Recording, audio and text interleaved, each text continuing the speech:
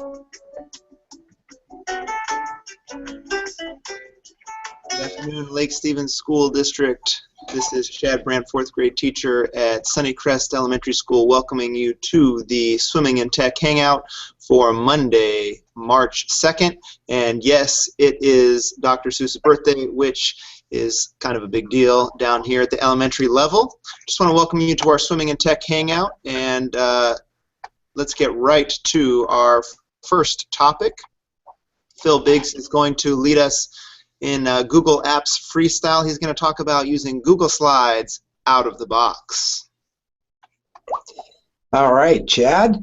Good to see everybody here. And tonight what we're going to focus on with our Google Apps little tip is something really simple, changing the page size on a Google Slide or a Google Drawing and turn that into a little desktop publishing tool. So the first thing I'm going to do is let me share my screen.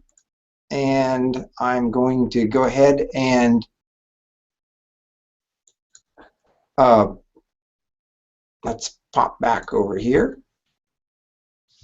And first thing we're going to do is I've got just a standard old Google Slide presentation here.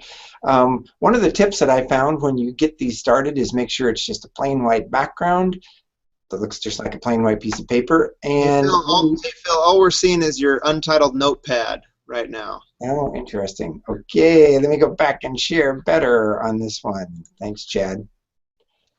Let me stop sharing that. Back to the Hangout. It's always great, huh? Okay, here we go. Nope.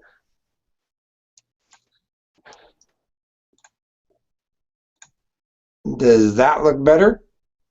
Let's give it a few seconds. There we go. You're there. All right. Okay, so now we're in Google Slides. What we want to do is once we're in our Google Slide, we just want to make sure that we have a blank page, like a piece of paper. And the other thing that I like to tell people is go and so no theme and a blank page under layout. It's the best way to start. So in 30 seconds, I can give you the whole key. And the key is go under the File menu and find Page Setup. When you come to Page Setup, it's usually set at the widescreen anymore, or sometimes it might be at the standard 4:3, but we want it to be the size of a piece of paper because we're going to do some publishing. Or perhaps we want it to be the size of a 4x6 note card, whatever we want to have when we actually print this out. So we're going to go to Custom. First number, if you roll over, you'll see that at first number is always the width. There it is. So this is, let's just say we're going to do a newsletter. So this is going to be an 8.5 by 11-inch piece of paper, but we could use centimeters, points, pixels, whatever we want here. Click OK.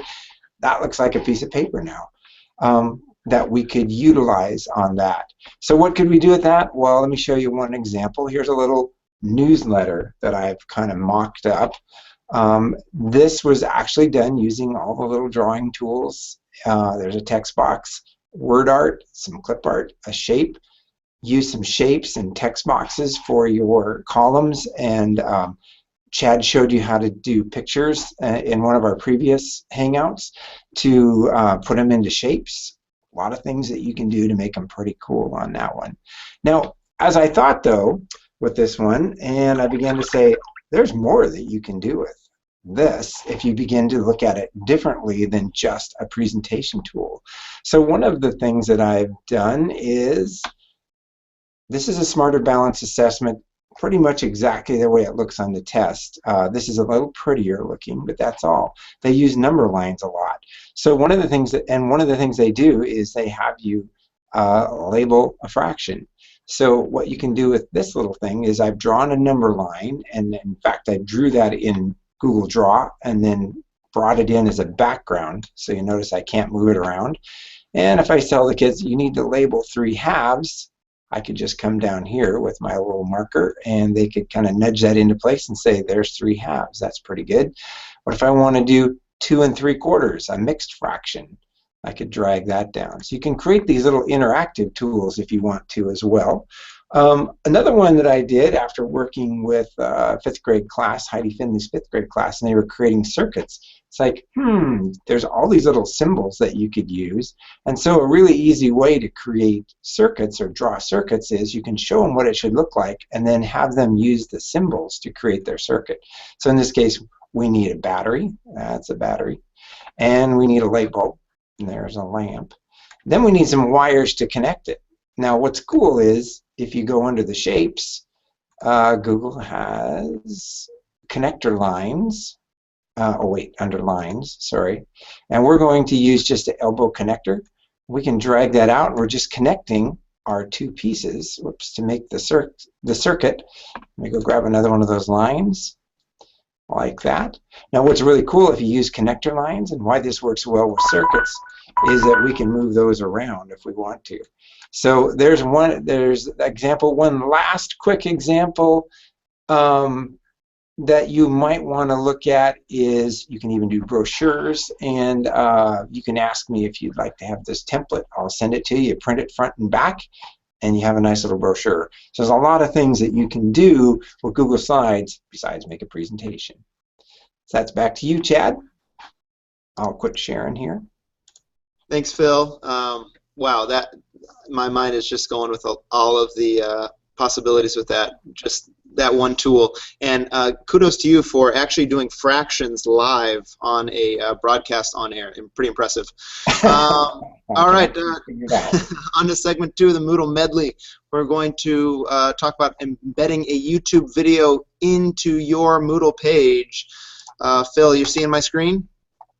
I am. It looks good. Awesome. Okay, good. So I'm on my Moodle right now, and I have this great video of flying over the Grand Canyon embedded on my Moodle page. It's nice and clean. A student can just click on the video, and they have all the play tools available to them. They can turn the sound up or down. They can make it full screen if they like. Wouldn't you like to embed your YouTube videos on your Moodle? Of course you would. So first, let's find one. What better video to embed than a swimming in tech video? Last week's award-winning video. I'm sure they'll be up for an Oscar next calendar year. And what you'll need to do is you'll need to grab the embed link from this video. So click on the share button, and one of the options below is embed. You'll need to click on embed. And you have a number of options. If the options don't show up, if it looks like this, look for this Show More button to expand the options. You have a number of check boxes that you can click. I like to have the player controls showed and the video title and player action showed as well. And I just leave this Enable Privacy Enhanced Mode box checked. This one I make sure it's unchecked. The suggested videos when the video finishes. One of the great things about embedding a video on your Moodle is that once the student gets to the end of the video, it won't show a bunch of related videos that may or may not be appropriate for them. It just pauses the video, which is great. You can choose your video size here. You can just fiddle around to see which dimensions you like the best by trying this a couple times in your Moodle. Then when you have all of your options selected here, you are ready to grab this embed code. If I click here and select the entire code, I'm going to copy that code, and that's what I need to paste into my Moodle. Now to go back to Moodle to put it in. I can embed that video anywhere I want. If I want it to show up in my main Moodle page like this video down here did, I would just embed it in a label, but you can embed it in a page, an assignment. Any place where you have the Moodle text editor is a place where you can embed. So let me just give you an example of embedding it in a page. I'll start a new page, and I'll wait patiently.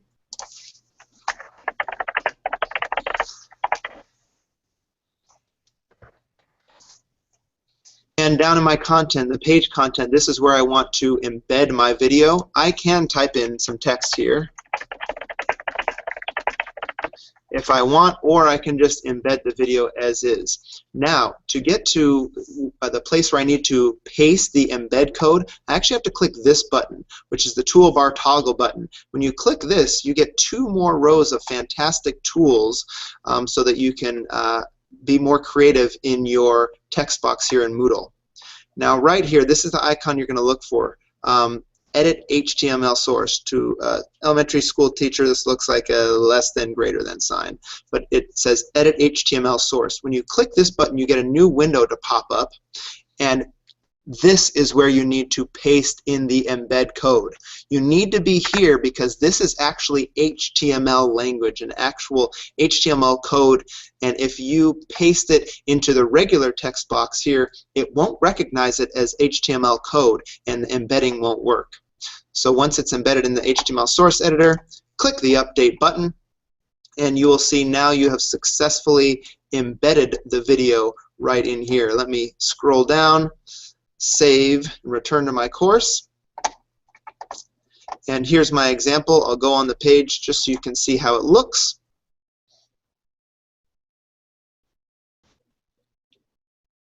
I'm being very patient. Very, very patient. And you might just have to trust me that the embedding works. I just wanted you to see how it looks on that page, but I sure do have a lot going, plus this Google Hangout.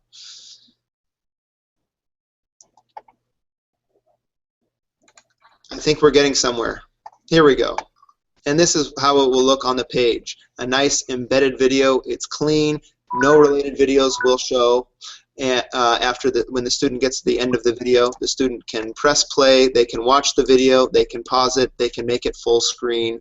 And Phil, that's quite enough on that. I gotta give it to you for segment 3, diving into search. All right, I am live on here, Chad. All right, let me share my screen real quick. And all right, I've got a pretty good example here that I want to show you. It's not quite as pretty as I was hoping it would be because I switched the page size. But one of the things that when you paste in images on presentations, or again when you begin to get to this desktop publishing thing, you're going to notice what I call the ugly white box syndrome, and that is this white box here. That is so ugly and it looks so amateur, and there's such an easy way to fix that in Google search. So to get this picture of this computer, all I did was I typed in computer, grabbed one I liked, and because I didn't know any better, I just thought I was stuck with that white box. But let's go to another Google tab, and I'm just going to do a quick search for computer again. Go in and look at that, and then I'm going to pop over to images. And you can see we've got quite a few of these. Now, last week we talked about search tools for readability, and Chad showed you how to do image searches using this. But in this particular case, we're going to come under here, and we are going to try to find an image that has a transparent background. And to do that, we're going to do what might seem a little strange, but we're going to go to the Color tab, and we're going to drop down to Transparent, because what that's saying is find me an image with a transparent background. Now, let's take a look at this one. I don't think this is going to work, but yes, it is. So here's my ugly background, white box syndrome. But by adding on transparent, you see these little the gray checkerboard on the back. That's the kind of universal symbol for a transparent background. Now I'm just going to grab this and I'm going to drag it up to my slide. So I'm just going to grab it. I drag it up, pull it back down and drop it. And again, same image, but which do you like better if you were going to use this in something? No ugly white box, nice little shadow. And all I did was in my search, again, come up here to Search Tools, under Color, go to Transparent. Pretty awesome little tip. I use it all the time now. All right, Chad, back to you. All right, thanks, Phil. Segment 4. This is a long course today. We're going to be talking about Google Classroom and creating assignments in Google Classroom. Last week, we set up our first class, and now let's share some assignments. I'm in Google Classroom. Can you see my screen, Phil? Looking awesome. Yep. Excellent. All right. Well, I'm going to click on my test class. Since we last talked to you last week, you now have the option to upload your own photo for this, which I am super excited about. We're not going to talk about that now, but I had to let you know because how awesome is that? In your stream, this is where you are going to live most of the time in classroom, and this is where you will assign assignments to students. From the stream, you can put out announcements to your class, or you can assign them assignments. So I'm going to start by just clicking over on assignment here, and I'm going to name my assignment.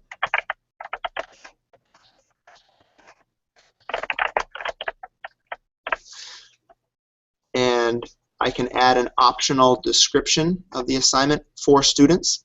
I can change the due date, and I can get pretty specific even and add the time that I would like it due and change it to any time of day that I would like. Pretty specific, 4 p.m. on Wednesday.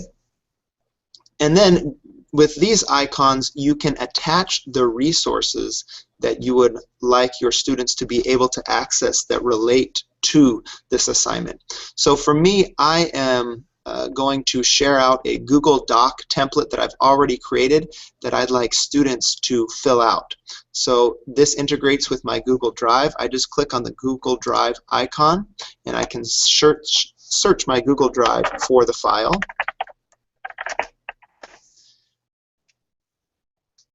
Perfect.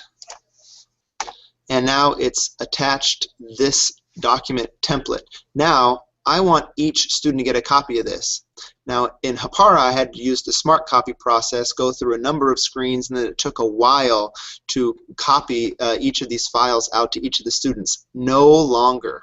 You can see with this pull-down menu, if I just want all students to view just one, keep it as one file, I have that option, or keep it at one file but allow all students to be able to edit it, or just by clicking here, I make a copy to each student, and once I click assign, it's just a matter of seconds, and each student will have their own editable copy of that document. That is super time saver right there.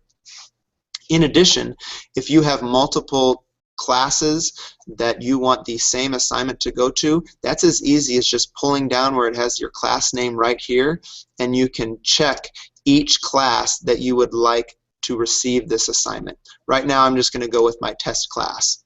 You can also attach more than one resource to a given assignment. For example, I might want my students to access a YouTube video to help them answer these questions.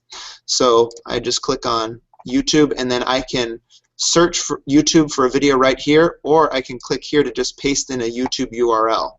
I'll take the Bridge of Death clip from Monty Python and the Holy Grail, just grab the URL, copy that sucker, and paste it right in here, and I can add it as a resource. So now they've got the YouTube video, and they'll each get their own copy of this template to fill out.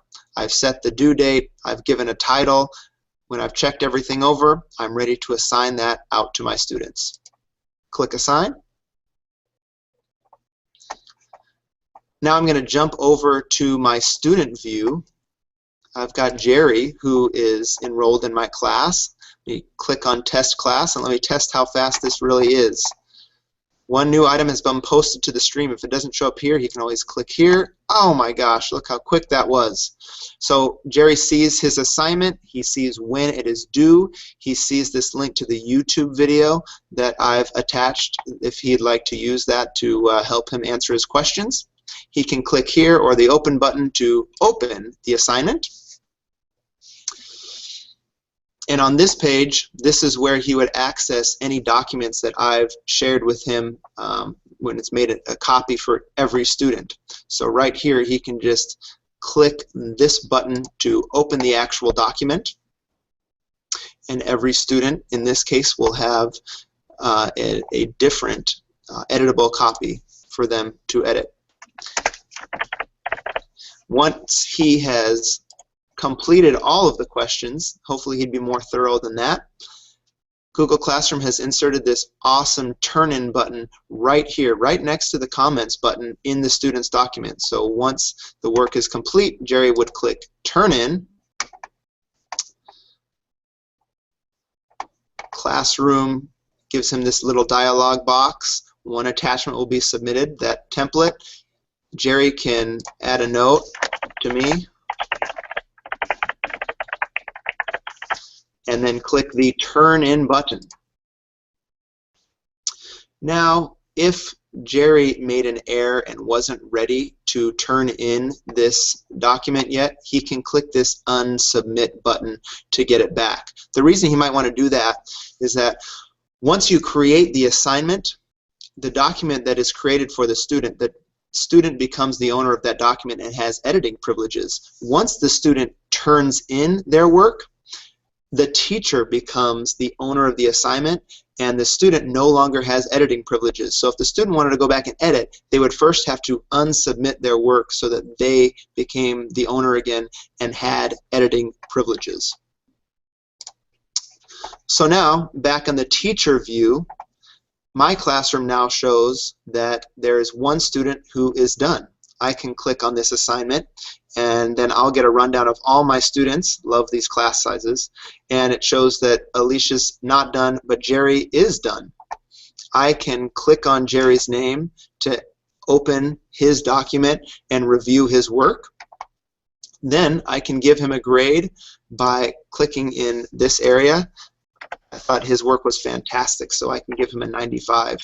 If you don't want your assignment to be scored out of 100 points, you can change the point value right here by clicking on one of these options, or you can just type in the number of points that you want it to be worth and hit enter and update it. So now he gets 95 points out of 4. That's incredible, incredible work. Once I have reviewed his assignment, I can click his checkbox, and I just click Return to return the assignment back to Jerry. And I can add a note to Jerry right here before I click Return Assignment. When I click Return Assignment, the ownership of that document goes back to Jerry so he can save it for posterity. He worked hard on that assignment, and I sure wouldn't want to keep that from him and his Google account. That is a quick and dirty walkthrough of how to start your first assignment and a little bit of the workflow from the teacher and student standpoint. One more thing about Google Classroom, if you don't like clicking on each student's name to access their individual document, Google Classroom has a little shortcut. You see this folder button right here. If you click on this folder button, it will take you to a folder that Google Classroom has created in your Google Drive with the assignment name as the name of the folder. So when you start Google Classroom creates a classroom folder in your My Drive, and then for each assignment that you share out, Google Classroom creates a folder with that assignment title as the name of that folder. So that might be a better workflow for you. Once you're in the assignment, click on this folder button, and Classroom will take you right into your My Drive in your Classroom folder. In the and there's a subfolder for each Google Classroom class that you have set up, and then a folder for each assignment that you share out. So if I had my class of 28, I'd see all 28 of my students' documents right here. And if you prefer to view your documents from this view, I found this quite helpful for me, and Google Classroom has that built in right there. Again, much more to show you on Google Classroom, but now you know how to set up your class from last week. You know how to share out your first assignment, and all that's left for you is to just play around with it and see the great things that Google Classroom will do for you. Tons more on YouTube or on the web, more tutorials for you when you dig in and get started with Google Classroom. Hey, a couple of more points on this, Chad. One thing that we found is make sure you have your template locked in when you before you share it out with the students, because you can't go back into back end and change it and think that the student copy will be different. That kind of makes sense, but it's good to know on Perfect. that one. And the other thing we're finding is the classroom works really well with like Kubrick and a lot of the scripts that are out there in the add-ons too. So don't be afraid to use Google Classroom if you use Doctopus and Kubrick a lot. It works with that.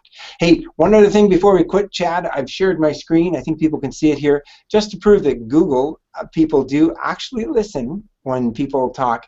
You know, when you went to the new drive, if you've gone there and it says My Drive and it used to say incoming, nobody liked that incoming. They got massive complaints on that. Today, 5 minutes before we started this Hangout, I got a little pop-up on my screen that said, we listened to you, and we changed it back to shared with me. So if you liked shared with me, it's now shared with me. Great, Phil. I'll just wrap it up by showing that our next meet is next Monday, March 9th, same time. Hope you'll join us back here. I have to go home and box a Gox. And Phil? And check the blog. We'll have the video posted sometime this evening and ready for you to view. All right. Thanks very much. Have a great week, everyone.